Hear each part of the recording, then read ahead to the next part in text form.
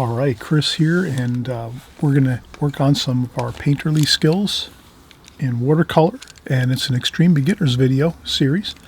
So we're using our beginners style palette here. We have a Prang Oval 16 watercolor set. These are semi-moist watercolor paints. They're really fantastic. All you need to do is open up the set and give it a spritz of some water. I use a Holbein water spritzer bottle like this. And there's all kinds of spritzer bottles you can find out there in your local stores, maybe like the your local supermarkets. They have these in like pharmacy type stores. You can get them online on Amazon. I think I have them linked probably down in the description box below too. These Holbein spritzer bottles, but they have all kinds of really great spritzer bottles you can get just out in the retail spaces where you live. And so we just spritz this paint a little bit, let that sit there for 5-10 minutes before you're ready to paint, and then it's just the paints work and perform beautifully when you just spritz them with a little bit of water, get them moist with a little bit of water. I'm going to use some just standard painting tool supplies that we use. A retractable pencil. This is 0.9 millimeter retractable pencil, and then we have some brushes. I always use these. You'll see these again. All my art supplies, I always link them below in the description box below. You might have to click on the word more to see the links that you have, but they linked over to Amazon because Amazon is so convenient. You can go shop on Amazon, look at these paints, brushes and pencils and papers and palettes, and if you find something you might like, something different, that's fine too. But you shop around, but it's really just so convenient. You just, shop on Amazon, you order it, and it arrives at your house. You don't have to go out and shop for hours and waste time and gas and, deal with all the traffic and things most of the times we have to deal with. But in any case, just some brushes too. We have the Princeton Art and Brush Company makes some great brushes. They make a great I think it's a 6 brush set. So these are 2 of the brushes in the 6 brush set. The other brushes are, I think, round brushes. So these are 2 of the flat brushes. And then I always this is a really fun brush. I always use this one. This one's lasted me a long, long time. This is my, it's a number 9. And it's synthetic. And it's called Simply Simmons. And it kind of looks cool. It's got like a pearl type finish. So this is really interesting. It's got a pearl type finish. Simply Simmons number 9, round brush, synthetic hair. Incidentally, these are all synthetic hair brushes. This actually is a really great brush. This comes with the set. So this comes with the Prang set. This brush here, it's a round brush. I'll just put it in some water quickly. And you can see that once you put it in water, it shapes up to have a nice point on it like that.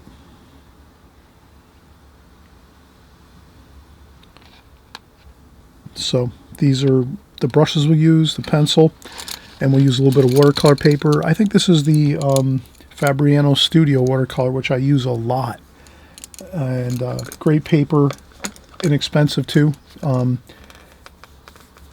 So it's kind of affordable. Comes in like 50 sheet pads, and I use it a lot. So let's get started. The main idea here on this video is let's practice our painterly skills by doing some swatches, color swatches. And what we'll do is I sectioned this off in cubes or a grid pattern. What I did was I just measured my paper here. So I kind of looked at my paper and I found out that my paper is about 8 inches vertically like this. So I just went 2 inches, 4 inches, 6 inches, 8 inches. So you can kind of just section off your paper the way you want to make it even rows. And then for columns, I did the same thing. So we're just dealing with rows and columns here. And this was the same thing. It was 8 inches horizontally. So I just did the same thing. 2, 4, 6, 8. So now we have a grid of 4, 4, 4, and 4. And then what we'll do is we'll practice a little bit of our drawing skills. So I'll make the swatches a little bit smaller than the grid that we have here. But I'll just do this. I'll just kind of like that. So we're going to practice just drawing freehand and try to draw a square. This is great for practicing your drawing skills. So you're drawing some squares like that. We'll do 4 across here like that. Then that's fine. So now we've just practiced a bit of our drawing skills here to get 4 squares across, keeping them within those grids that we have. I kind of drew them in a little bit lightly so you can kind of see them like so. Like that. So if you draw your grids really lightly, then you just try to draw in your swatches within those grids. Like that. So now that we have that, let's start out. We'll use our prang brush. Number 6 prang brush that comes with our prang oval 16 set. And what we'll do is we'll start to develop an idea of understanding that when we're creating our watercolors, just the basic concept is you're always going to have lights and dark tonal values in your paintings. And we could also grab, I'm going to find some paper over here just so I can use some paper. I'll take a piece of paper like this and I'll just kind of show you in a sense the tonal values.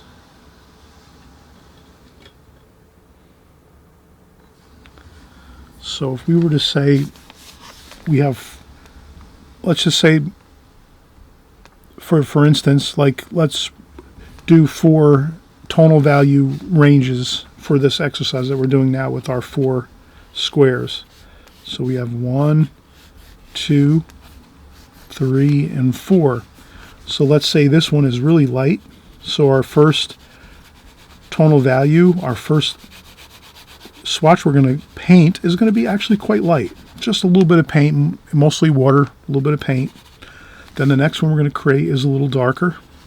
We'll add a little more paint and a little less water to that so that we get a little bit of a darker tonal value here like this. Then this one here we're going to get a little bit darker, which means we're going to use more paint, less water to get a little bit of a darker tonal value here. And then our last one, we're going to try to go really, really super dark, like this. Straight paint, no water. Just maybe like a touch of water just to keep our brush damp. But we want to keep this one really, really dark. So you can use this type of exercise to kind of condition yourself to think that when you're in your painting, you're looking for where your darks are and where your lights are. And then you're going to want to be able to kind of handle that situation when you have darks and lights in your painting. Sometimes you might make a painting or create a painting if you're working from certain subject matter, and you might have mostly lights and just like a few darks. Sometimes you might have a situation where you're looking at a photograph or you're painting from something and you say, oh wow, there's a lot of darks and there's only a little bit of lights.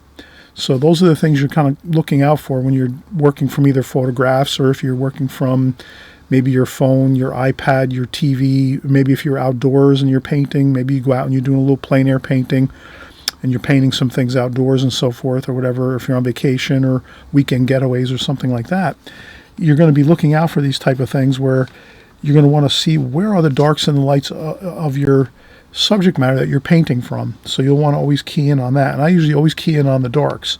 I'll kind of look right away and say, where are the darkest darks that I see in whatever I'm looking at? Again, photograph, plein air, outdoors, looking at things, something on my phone, whatever it is, working from another art book. I might be working from art books, things like that. And I'll just always look, where's the darkest darks? And then, where are the other tonal values, the lightest lights too? Where are those?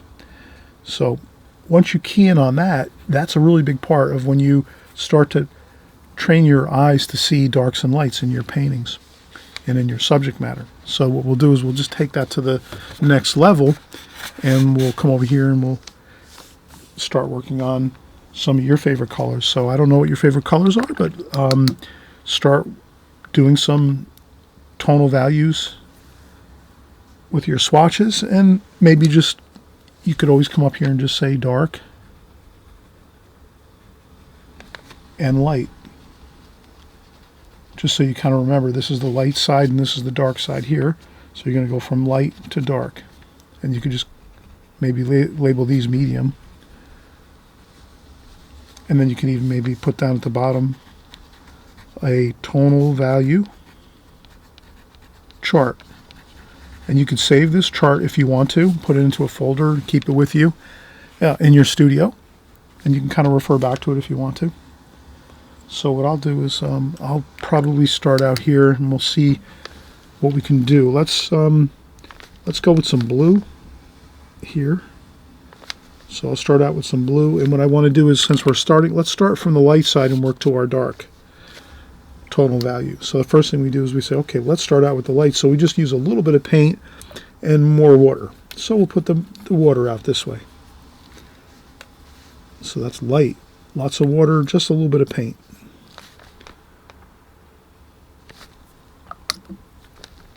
And I just use a damp brush here. And we just get this wash in here. We try to just take our brush and stay within the lines and get that first light wash completed like that. Then we say, let's take it to the next step over here, a little bit more darker. So we'll add some more paint like that. And that might be good. That might be, notice we're just adding a little more paint to that already existing water we had in the palette. And if we put that down, we say, ah, yeah, that's a little bit darker in tone. Just using the single color here. And we just use a little bit of, we take our time and try to just work our paint right into that square that we've drawn. You can use stencils if you want to, or make your own stencils. Now we're going to go with the next darker mixture, and let's do this. Let's add more paint, no water, like that.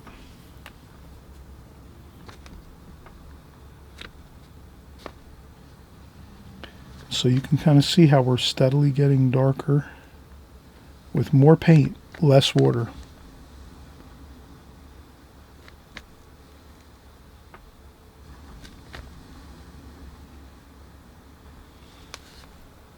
These are fun exercises. These are enjoyable. And the last one we're going to do is straight paint. I'm not even going to put anything over here. I'm just going to go right into the paint to get our darkest dark I can possibly get. Straight paint. No water. And you can see how that is the darkest dark we can get.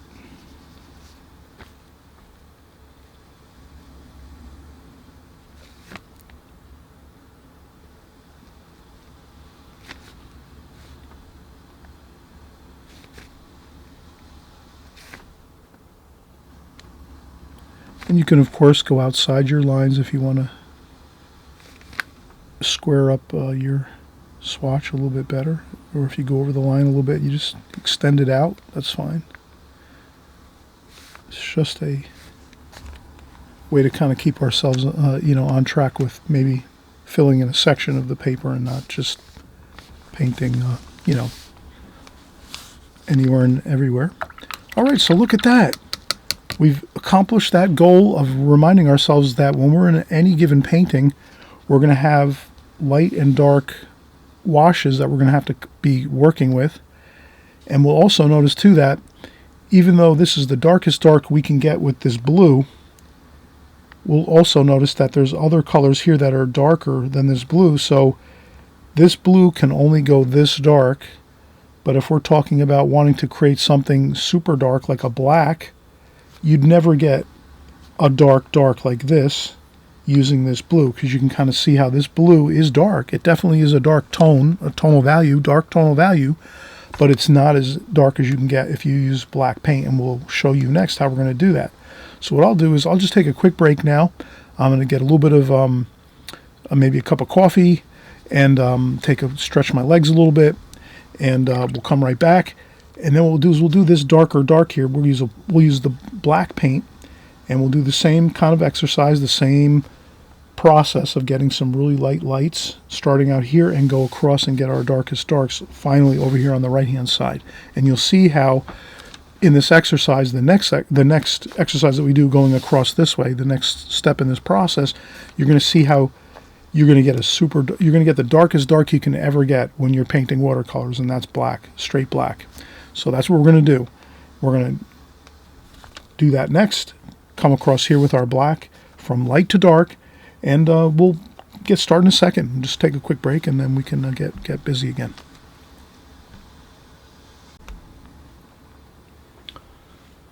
All right, so we're going to get started again here. We're going to come over to the next row going across below here, and let's start out with our first process here, which is going to be, let's do our drawing. So we're going to draw some more squares, some more swatches. Maybe we'll do some spheres or circles down here. We'll do some squares over here.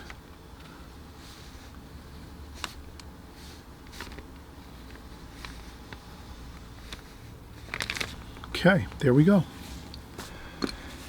Now we'll come over here and we'll work with our black. So what I'll do is I'll just make sure just to go with a tiny bit of that black. Black is very strong in this set, this Prying Oval 16 set. Black is extremely powerful, strong, very tons of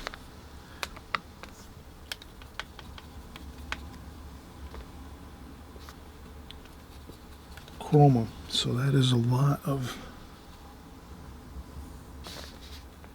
strong color. So what I'll do is I'll dampen my brush, and we're going to make a light wash here to start out with. This might be great for like clouds. You might make some clouds in your skies, and you're going to use this really light wash like this for something like some clouds in a nice summery sky. You're going to have some beautiful clouds with some grayish shadows underneath the clouds, the cloud formations. You'll have fun with that. So that's going to be our first lightest light wash. Then we're going to start to work into a little more of a medium tonal value. So when we do that, we're just going to simply grab a little more black out of here and come over here and add that like that. Okay, so now we have added more black, but not more water. We left the water the same as it was for the first swatch that we did. So we're not adding any water. We're just adding a little bit of black paint to this mix, and we're going to see how that looks. And you can always, okay, that looks pretty good. You can kind of do a quick little start there to your swatch. And then I'll just carefully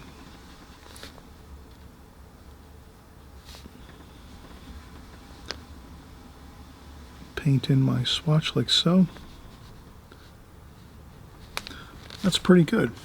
That might be a little bit too dark. If you feel like it's a little bit too dark, you can always take a tissue and just sort of just blot the whole thing one time quick, like that. And then use a damp brush. Again, black is very strong in this set. When you use this black, it's very, that's why I always say use it very sparingly when you're working with, let's say, clouds, or if you're using some black paint for whatever kind of wash you're doing. Be really sensitive or careful with your black, how much you use. So I usually only dip a little tiny bit on my brush, and I put it in the palette, in like a corner of the palette, and kind of see how it looks. So that kind of saved us by blotting on top of that swatch with some tissue. And you could do the same thing in your painting. If you put any wash, if you ever put any kind of wash on your painting and you think it's too dark, you can always just quick grab your tissue and blot up a little bit fast, and that'll lighten it right up like we just did here. So that's a really good tidbit of information that can help you when you're in the middle of a painting and you kind of say, oh, I might have made that too dark. No problem. You have your tissue in hand and you just blot up quick. You can always go back in once it dries and add a little more darker washes if you lifted it up and it's, you know, you needed it to be a little bit darker, but it definitely can help a lot if you have your tissue in hand to blot up some things once in a while. All right, so now we're going to do the third in this sequence here. I might just go with this and see how this looks. Needs a little bit more paint.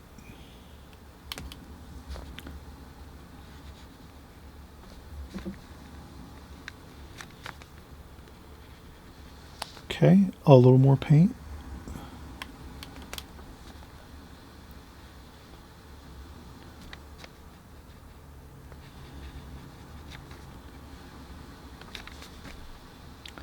So you see, I'm just filling this in. And this is quite dark, but it's not quite the darkest dark we can get. That's what we're going to do right here.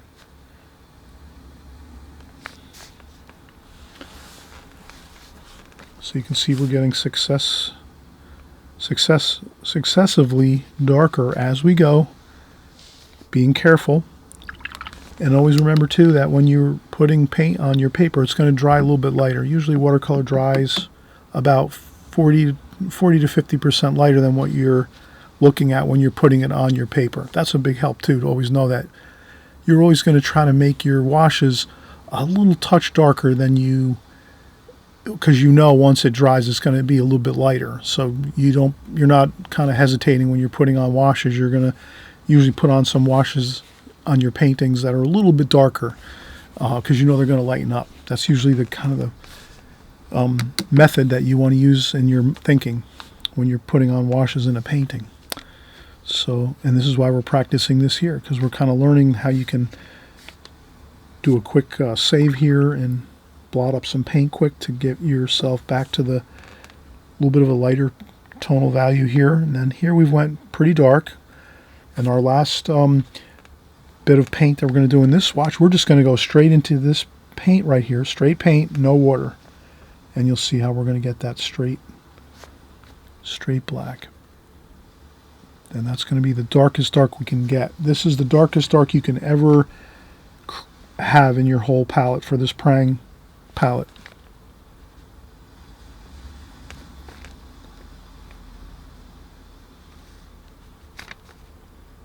And you can also mix this black with other colors like burnt umber, blues, purple. You can mix this with any color, especially the darker colors like the greens and the blues, purples, to get a really dark, and then you can mix it in with other colors. But now you can see what we've accomplished here is we've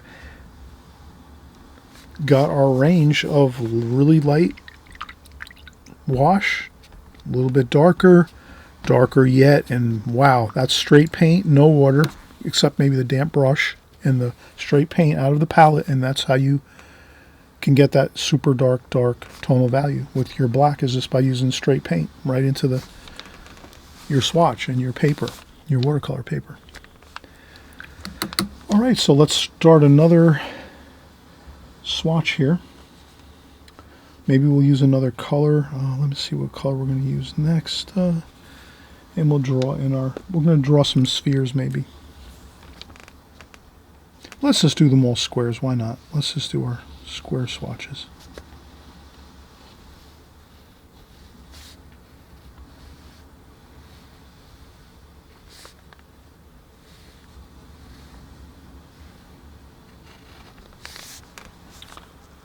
Okay, and now we're just going to think to ourselves, what color do we want to use next? All right, I'm going to change up my brush now. I think I'll use my number 6 Princeton Art and Brush Company flat brush here. So I think I'll get some orange here.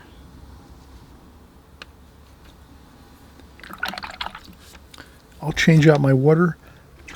I would always say if you're going to work with really dark colors in your paintings, that's a time when you'll need to change your water out in your water bucket quite often.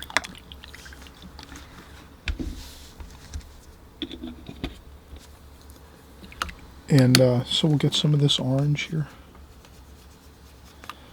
So you'll see that we're looking for that really light wash, like here and here and here. So we don't want to add too much paint. We want to add a little more water. So I'll just start out with a little dab of orange and create that first light bit of light paint, mostly water, just a touch of paint, mostly water. And there we have it. That could be a really nice, like, kind of a orangey, salmony kind of color for like a building facade. You know how sometimes they have those buildings that are like beautiful salmony kind of color. We could use that for something, or flowers. You could use this for flowers, a nice light orangey red. And that's pretty much a very, very light wash. We could get that even lighter if we wanted to, but I'm going to try to stick with kind of 4 values, like a pretty light value. You can get a lot lighter by just using the very lightest amount of paint and mostly all water. You can get it even way lighter than this actually, but this is like a good range of 4 tonal values going from light to dark. I think that'll, if you can kind of use this format to start out with in your paintings, where you're kind of thinking of maybe like 3 or 4 tonal values that you're going to try to maintain in your paintings when you're looking at your paintings and you're saying, where are the lights, where are the darks? And you kind of get that concept when you're doing your swatches here like this. So the next thing we do is simply we go in and we get a little more paint, and we just leave the water ratio, we leave the water that we have already in the palette, and we just leave that like it is, and we don't need to add any more water because we are going to go a little bit darker here. And I think that'll be fine if we do this. You can do your brush strokes any way you want. You can go cross hatch like this. You can go all one way across the swatch like that. I've went outside the lines here. I don't really worry about it too much. We can just add a little more water here like this and go over our lines. So sometimes you know, no problem. If you go over the lines, just straight. If we try to straighten it up, we'll be in good shape here. So even though we went over the lines here a little bit, the pencil lines, why not? We'll just make it an interesting little effect here where we go over the lines and then keep a straight line nonetheless, like that. And you can see this is a nice flesh tone too. This looks like a good flesh tone actually. So we have the lighter, a little bit darker. Now let's get a little darker yet. And we're going to grab some more paint. And like this here, kind of just mix it around a little bit.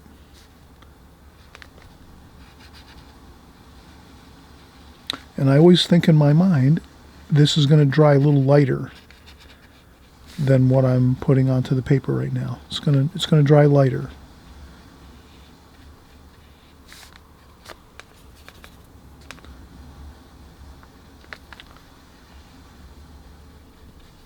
But it is a touch darker in tone and value than this here.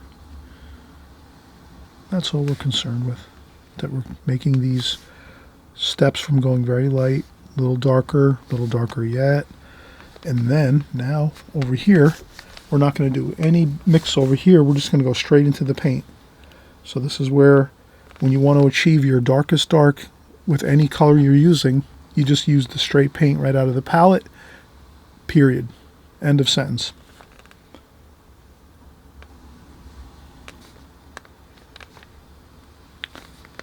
And if you squint your eyes right now, as I'm doing this, you'll notice that this orange, which is straight paint, no water at all, so this is the darkest dark you're going to get with your orange, and it's not that dark. If you squint your eyes, it's nowhere near as dark as this. So you can kind of see that with some paints, some colors in your paint sets, you're never going to achieve a really dark with some of your colors, because some of your colors are inherently sort of light, let's say. Same thing with your yellows and your lighter orange here. And this yellow, this lighter orange and this yellow here, wow, this will never become dark, like this black. If you squint your eyes and look at your paint set, you'll say, oh yeah, I see that. A yellow and an orange, and even this orange, and even these reds will never get anywhere near this dark, or even this dark too. If you're squinting your eyes, you'll see that this blue and this black are, you can get those pretty dark in your chart here. But you know, for if you're using oranges, like, you know, the warmer, warm colors, the oranges and reds and yellows, you're not going to be able to get a really super dark tonal value, and that's good to know. So that means that if you need some darks in your paintings, you're going to be going to the blacks, the burnt umber here, the dark brown. This dark brown you can get almost as dark as a black. It's pretty dark. You can, of course, these purples and blues are almost as dark as this black too. So those are great choices for really dark colors if you want to mix those. And you can mix these colors with other colors to give them more of an interesting look too. And maybe we'll do that next. After we're done with this color chart, we'll kind of mix up some light and dark washes, mixing colors together. So here just we're using straight color right onto the chart. And you can kind of see how this is the darkest dark we can get with our orange, which is like a red orange. All right, so let's move on to another color. I think we'll use something like in the blues or purples next. Maybe I'll take a quick break, and we'll be right back in just a second. All right, let's keep going here. Let's get our next swatch row in here.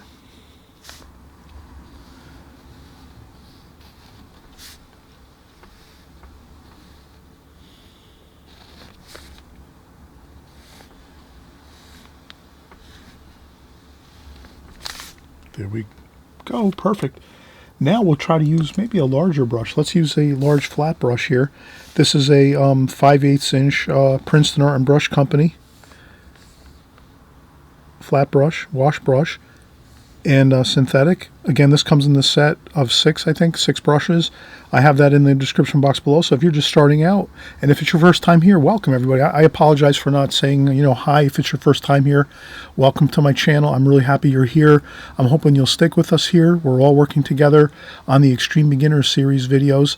Please watch all of our other videos. We have other videos that are more or less like, you know, intermediate to more expert style videos, but there's no reason why you shouldn't watch those too as well to learn. I always say video watching is a huge part of getting better with watercolors and learning and growing, absorbing information, hearing all of the terminology over and over and over again. So trust me, you're never going to go wrong with watching our videos right here on this channel over and over and over again, watching some of the expert or, you know, advanced videos versus these extreme beginners videos. I have hundreds of these on my channel. If you go back in the archives, you'll find at least 100 or more extreme beginner videos. You'll want to watch those too. Maybe you go back and watch some of those. Just maybe watch them. You don't have to paint along with every one, of course. Maybe you're just watching and absorbing the information, hearing the terminology, the vernacular of what we're doing. It's going to be a big help for you. So again, so welcome if it is your first time here, and I'm hoping you will subscribe on the right hand side below. Simple as that. So you stick with us here. Once you subscribe, all that does is just the next time you open up YouTube, you'll see that my video will be maybe on the side of your YouTube channel homepage, and you'll just say, oh, it'll say Chris made a new video. That's all it is. Nothing else. You're not going to get any weird notifications or text messages, anything like that, any hassles. So, all right, so we're going to get started now with our last row of this page of swatches. Let's go with, let's try this. This is kind of like a lavender color. Why not? Oh, that looks great. That's a beautiful color for like flowers, if you're doing a flower painting. This is just gorgeous, beautiful lavender color. Okay, so now what we'll do is I'll come over here and just make sure that I have a really mostly water, just a little bit of paint. And then I'll just come over here and we can just do this in 2 brush strokes like that.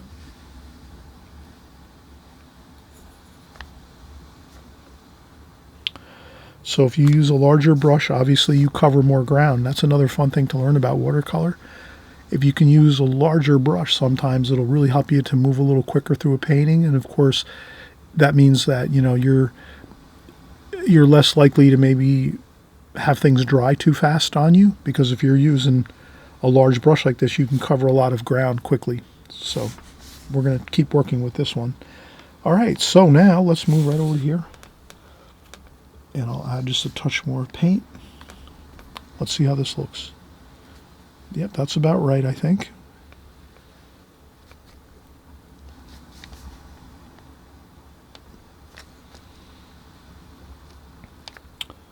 Maybe a little more paint. This is, well, you know what? Let's do this. Like, again, we talked about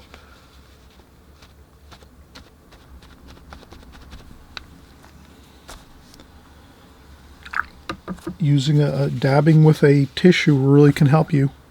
So I wanted to go a little lighter with this swatch. So the way to do that is just quick wham, grab a tissue or paper towel or something and just do that. Then that makes that immediately lighter, and it's going to even dry a little bit lighter as the paper dries. This is kind of good. This looks fine. This is like the next step up, a little darker than this one. I think that's good. I think that'll work. And then what we'll do is we'll get ready. We'll get to our next swatch here. More paint.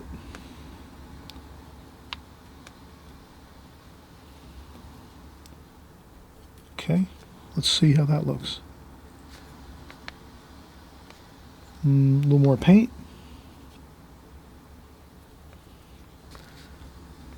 Not too much water.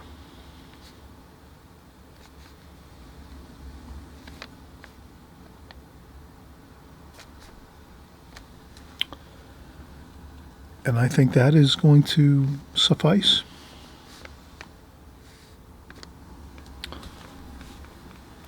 Yep. Good.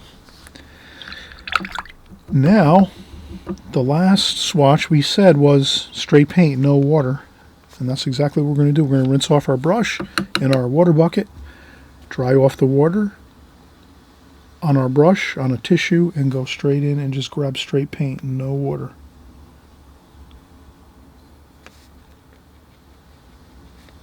And you can see how effective that is by just following that simple rule of using no water. We rinse off our brush, we dry off the water out of the brush, and then we go straight into the paint, which has maybe just a touch of dampness to the paint. There might be a little bit of that spritzer bottle water on there here. And so then we accomplish our mission, which was to use straight paint, no water, to get that darkest dark you can possibly get with that specific color. So, you know, you can look at this and say, okay, if you squint your eyes right now as you're looking at the computer screen or your phone or your TV, however you're watching my video right now, my tutorial here, if you squint your eyes, you can squint both your eyes or just one eye. Probably better to squint both eyes, but you can squint one eye too if you want. Some of you might be comfortable squinting with one eye. And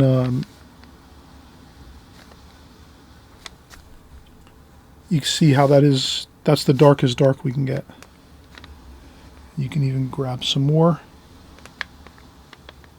just to make sure we have plenty of paint on there, thick paint, and enough that it covers the paper. And I think that's really what we wanted to accomplish here. But if you squint your eyes, you'll notice this color as well, this lavender color, is not nearly as dark as this black that we used up here. So that tells you that if you squint your eyes, it is pretty dark, but this still is a quite, you know, a decent amount darker than this. If you squint your eyes, you'll see this is dark. Wow, we did get a good dark with this. And this is a good dark up here, but not quite. So if we looked at this last row here, using nothing but straight paint out of our palette, we could even cover it up here. Let's do that. Let's maybe make our life a little easier here. Cover up these and just look at these here. Squint your eyes. Take both your eyes, squint them, or squint one of your eyes. Squint your eyes tight so you can barely see it, but so it's kind of fuzzy looking.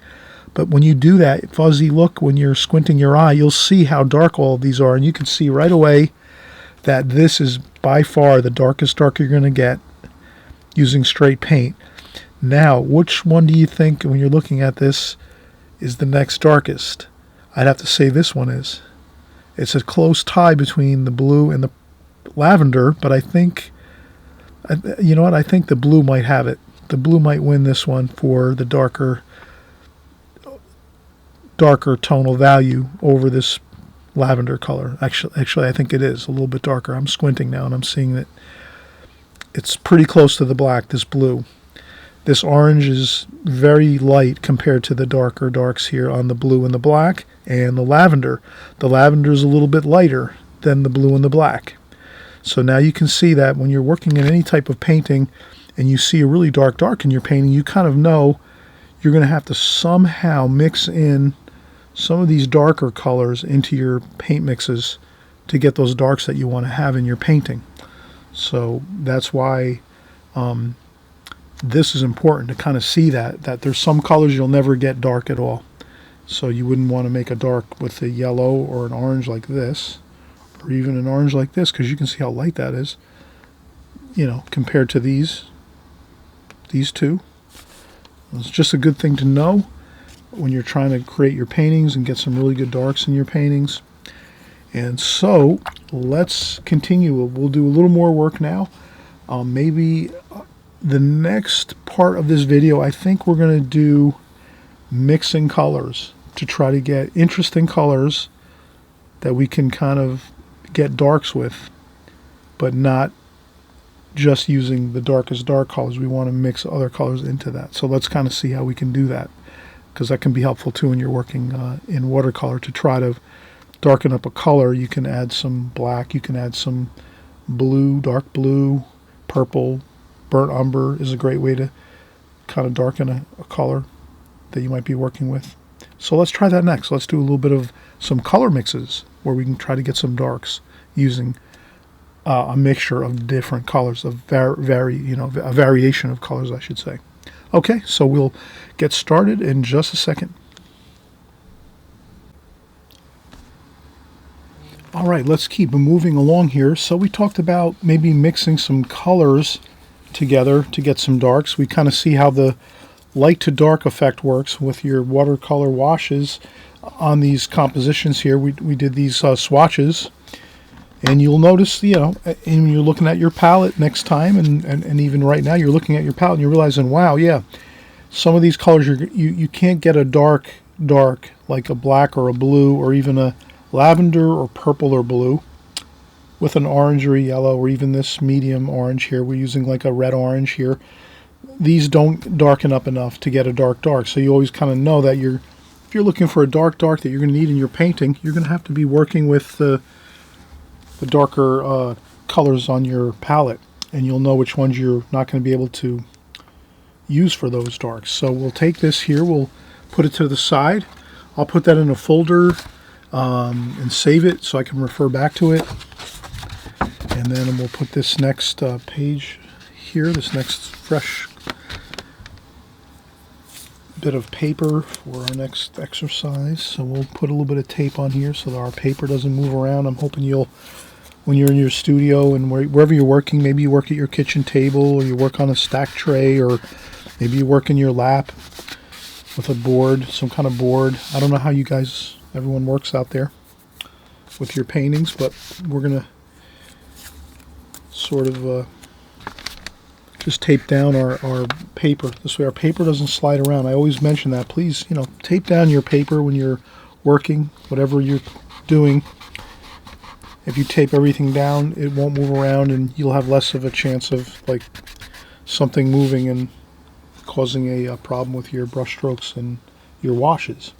All right, so now the next thing I'm going to do is probably something you see me do all the time, and I'm just going to take a spritzer bottle here. I'll just clean up the palette a little bit. We'll start off with a clean palette as we work. So I'll take a paper towel. I tear my paper towels in half so that I don't waste paper. And we'll try to just work our one bit of paper towel here right on down, just to get this all cleaned up a little bit, so we have a fresh, clean, tidy palette to work with as we go into this next section here, this next part of the video. So now, let us do this. Let's make some larger swatches.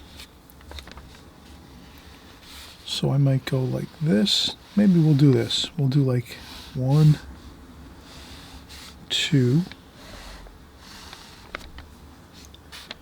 We'll do this. 3, 4. And then one more here.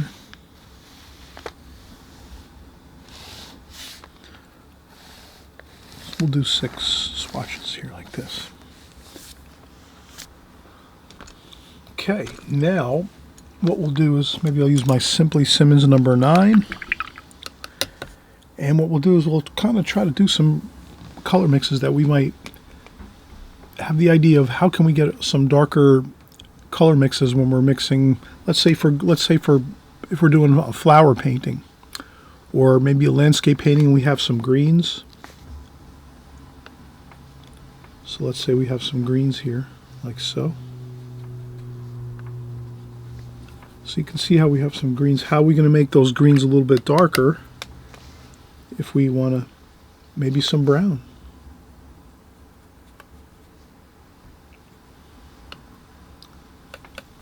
That looks good. So that can make our greens more of like an olive green, a dark olive green, even a little bit of blue, even darker yet. Like that. And let's see how that looks if we work it out on a swatch. Let's say we're painting some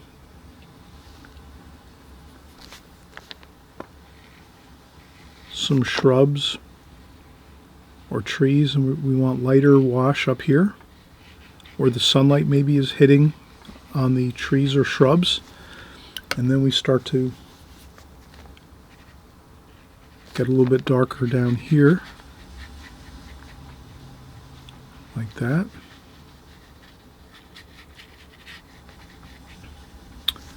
And then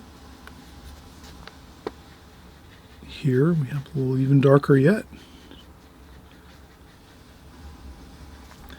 And then finally we go with the bluish. We put some of that blue, dark blue, and that's our shadow colors underneath the very bottom of the trees or the bushes, something like that. So you can kind of see how if you need a dark in your bushes or your trees, if you're doing some landscapes or maybe even some leaves in your like a floral painting, you just have to kind of adjust your greens and add some burnt umber and some blue to darken up that green so that you can kind of get the effect of darker, cooler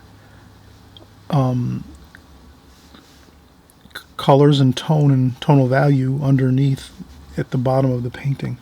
And you can even go in straight blue right there, just to add a little more of that cool feeling. In the shadows, it's cooler, it's not as hot. The sunlight maybe is up here, or it's warmer, so you see more of that warmer color. All right, so now we've kind of seen how we can use our greens in our Prang Oval 16 set here. Some of the light green and dark green over here. A little touch of lemon yellow up here. And then we kind of darkened it up with some burnt umber and some darker blue. This is like a French ultramarine blue pretty much. And we added that in there. And you can see how we did get a really nice effect of light to dark. So we were able to create some darks by mixing up some really good color combinations to get our darks that we might need. And then what might we do next? Let's see. Let's go with maybe something that we all have seen many times. Let's do a sunset. So we have some yellow, orange,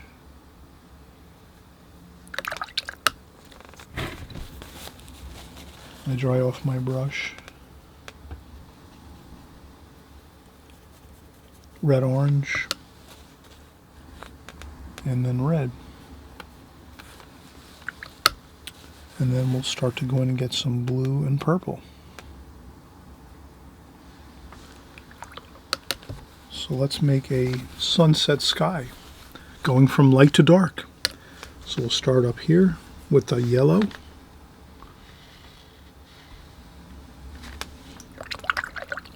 Then we'll pick up some orange, like that. Red, orange, there.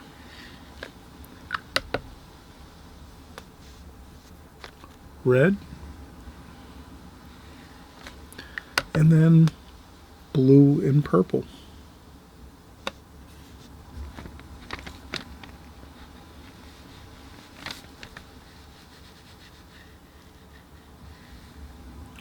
And then you can kind of blend that like so. Then you can rinse off your brush, and then you can get some straight blue and purple like that.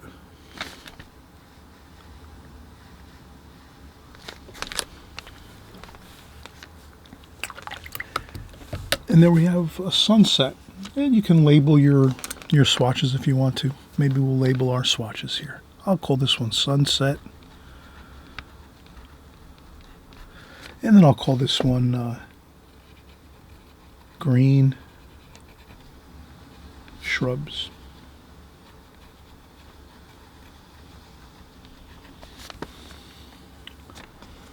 Okay, now we're going to continue with some of these same ideas of how are we going to create some really good darks and color mixes when we're creating paintings,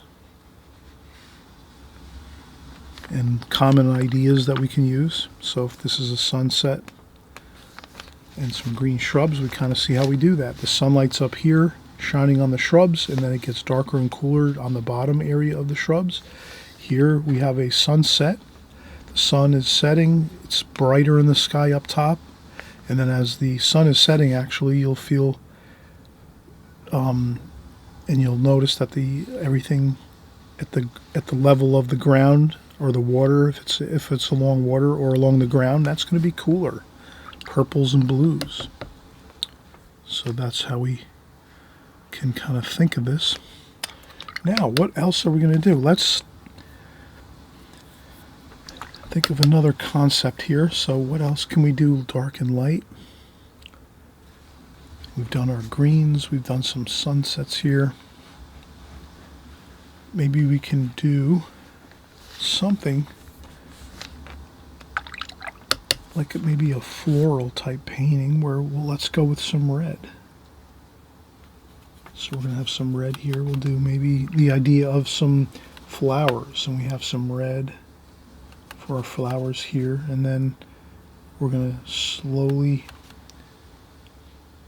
darken up those flowers with some purple and some blue and a little bit of burnt umber too. We'll see how that works. Okay, let's start out up here. This is the lights of the red.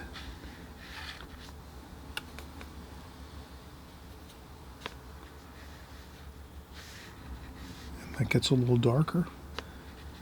Straight paint right in there. Then we have some blue. We start to work in some blue here, which kind of creates a purple. When you mix blue and red, you're getting that purple kind of feel.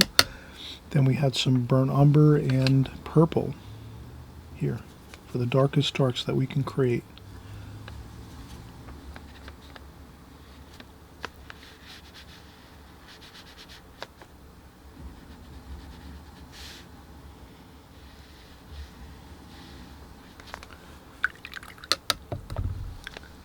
We could take a damp brush and just kind of mix up and smooth out that darker wash up into the little bit of the reds there. But you can kind of see how we have a nice dark and light aspect to these exercises right now. You can lift up a little bit of paint like that. We can call this red flowers, maybe. Red flowers. Just the concept of it. And then let's start, maybe let's do I'm going to change out the water in my water bucket. And we'll use a flat brush here, a larger flat brush like we were using before.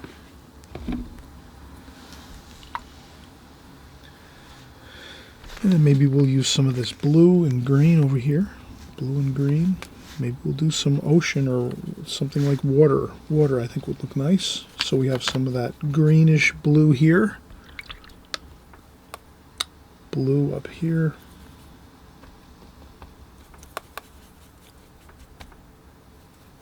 Maybe some dark blue here. So I'm trying to work everything out on my palette first. Just kind of get everything sort of working well in the palette so that I can kind of, a little bit of burnt umber, like that. And then we can call this maybe some ocean color. Maybe we'll work this one backwards. The darker color is going to be up top. Maybe the darker color is up top on this, on the ocean color, like that. Then I rinse off the brush and use just a damp brush to kind of blend this here, like so. Then we'll come over to the lighter side over here, like that. And then maybe just a little bit here. Maybe we can just clean off a spot. It's always good if you need to make a lighter wash. You can just clean out a section of your palette, take some of that green like so, and just do that.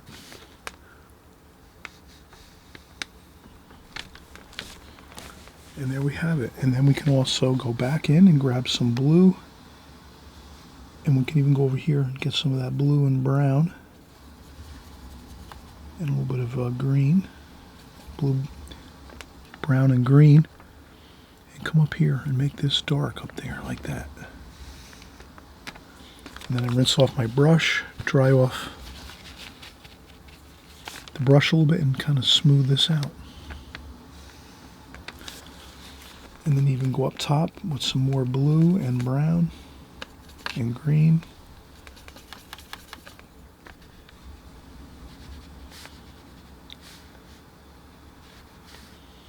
Like that. Wow, we're really getting a really fantastic range of darks like this as we do this. And you can see how we're doing it. We're just mixing the colors. And we'll call this one ocean colors.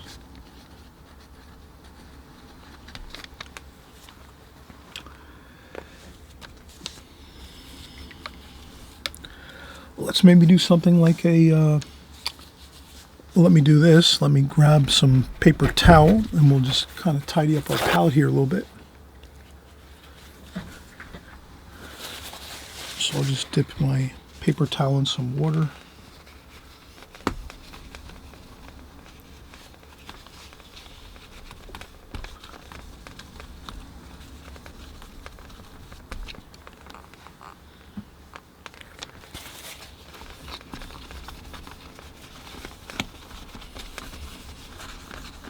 Okay, there we go. Tidied up our palette. I'll change out my water one more time to finish up our last two swatches here. And let's do maybe something like a field of wheat, like a wheat field. So wheat fields are usually light up on top. Let's get some yellow. Kind of that lemony yellow, then a little bit of orange, a little bit of burnt umber, and then maybe a little bit of green at the bottom, and maybe dark green over here.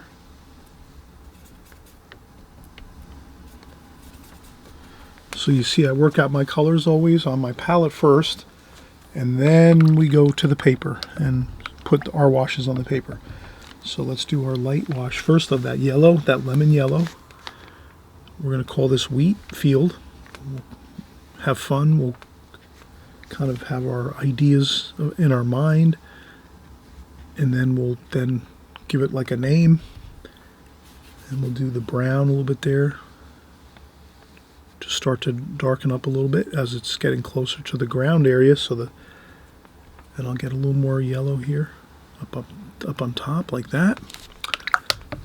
And then let's start moving into the greens here. And as we get to the greens like that,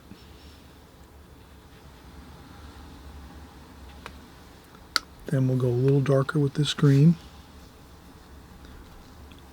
and some brown. And brown and green makes a good dark, actually.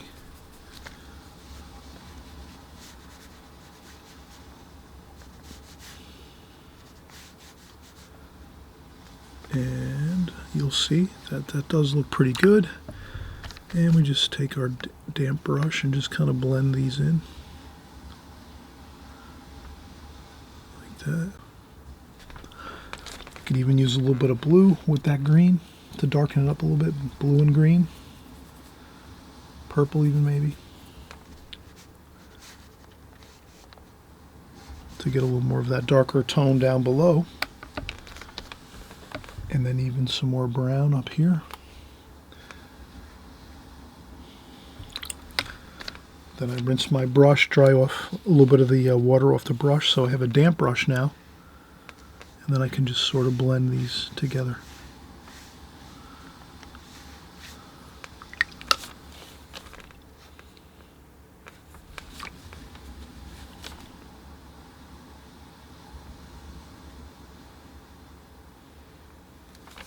Like that. Perfect. Look how much fun we're having. We're actually getting our minds thinking of like situations of paintings we might do. We might be out painting in the plein air painting, and we're looking at like a wheat field by a farm, and we can start to see the lights and the darks of that type of thing. Or if we're by the ocean, we're going to see the ocean colors. Or if we're painting flowers or a sunset, or if we're painting some greens like bushes and trees and a landscape style painting. We'll call this wheat field here. And you can make these same swatches at home while you're working with me here, and you can, you know, label them the same way, and you'll remember these when you refer back to this. If you save these in a little folder, you'll refer back to them. You go, oh yeah, I remember I did that exercise, and oh yeah, I remember we did like the colors for the different, you know, paintings we might encounter when we're out painting, or painting from photographs, or if we're out plein air painting, whatever it is. And let's see, what else are we going to do? Let's do one more, and we'll finish up here with one more. Maybe we'll do like a maybe a cityscape type swatch. So that would be kind of like the warm colors of the cityscapes. Some orange and brown for some buildings maybe. And then of course a little bit of purple for shadows, and blue and purple for shadows. Blue, purple, like that. So maybe we'll think about the buildings, the tops of the buildings up here.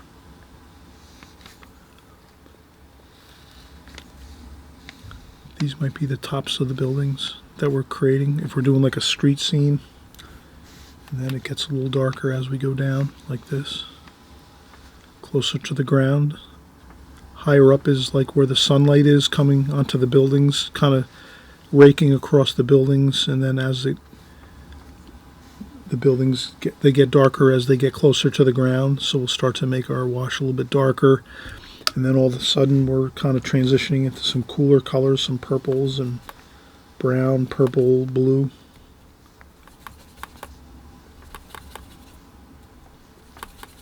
See how that looks. Looks good. There we go. We can even Add a little bit of some warmth to that with some red orange.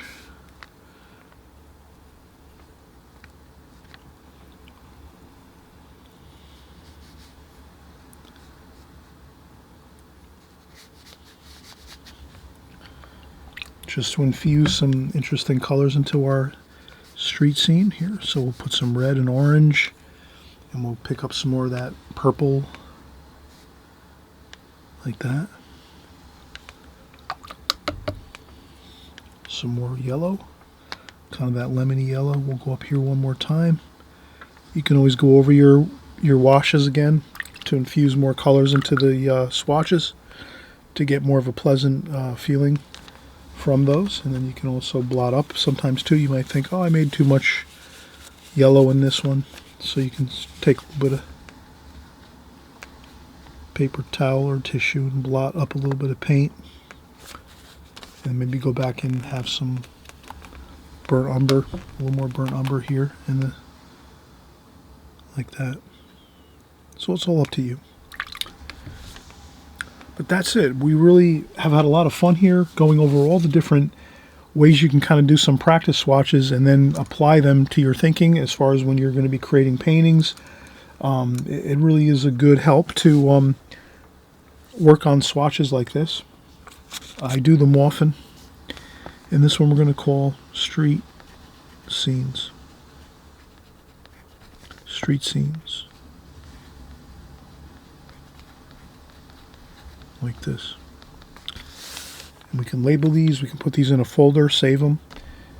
You can practice these. You can maybe take this out once in a while and then just redo it just by working from this right here, just so you're kind of, and what this does is this kind of just prepares your mind so whenever you're doing like a landscape painting where you have some greens with bushes, trees, fields, things like this, you'll kind of remember back, oh yeah, the higher up the bushes are and the trees are, they're going to have more of a lighter color to them, a lighter tonal value, and then they get darker and cooler at the bottom.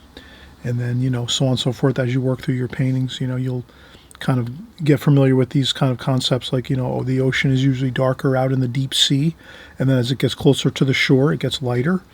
So you'll just kind of work on these concepts and think about them, practice them occasionally here and there, and I guarantee you it's going to actually really give you a lot of